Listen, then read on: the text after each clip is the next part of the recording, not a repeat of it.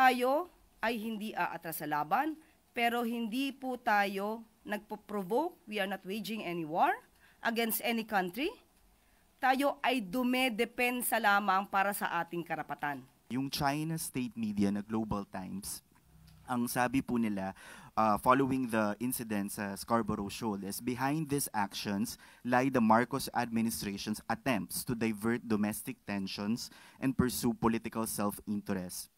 Manila's scheme to cement its legal claims in South China Sea. Furthermore, sa bandang dulo po, sabi nila, if the Philippines persists its provocation, it will surely inevitably face more targeted countermeasures from China.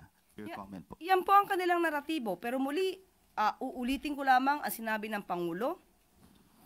Tayo ay hindi aatras sa laban, pero hindi po tayo nagpo-provoke. We are not waging any war against any country. Tayo ay dumedepensa lamang para sa ating karapatan. Matatandaan, mayroon naman pong arbitral ruling kung saan talagang nakapaloob doon ano ang karapatan natin sa West Philippine Sea. At yon ay dokumentado.